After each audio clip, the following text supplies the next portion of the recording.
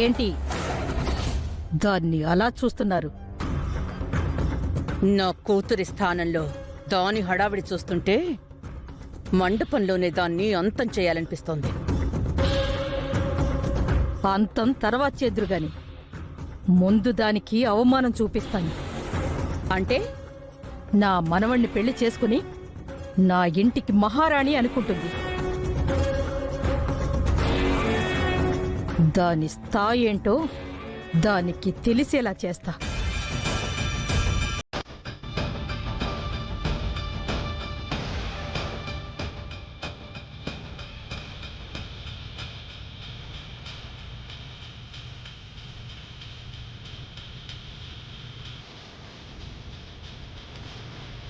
సూప్రమమ్మ, ఈ అవమానంతో అది మండపం విడిచి వెళ్ళిపోవాలి.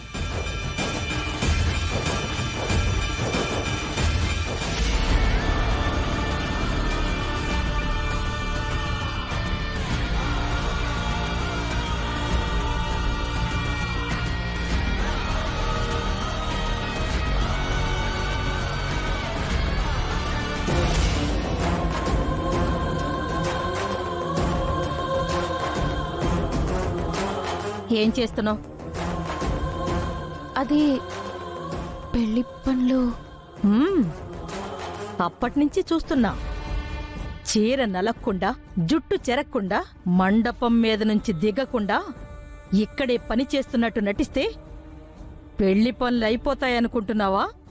లేదా నేనే అర్జున్ ప్రసాద్ ఇంటి కోడల్ని అని ప్రచారం చేసుకుంటూ షో చేస్తున్నావా?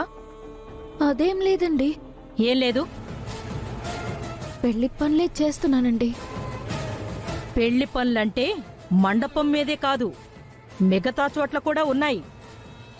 చెప్పండి, చేస్తాను. భోజనాల దగ్గర పనిచేసేవాళ్లు వెళ్లిపోయారంట. ఎంగిలాకులు తీసేవాళ్లు లేక చాలా మంది తినకుండా ఉండిపోయారు. నువ్వెళ్ళి ఎంగిలాకులు తీసేస్తే పెళ్లికొచ్చిన వాళ్ళు భోజనం చేస్తారు.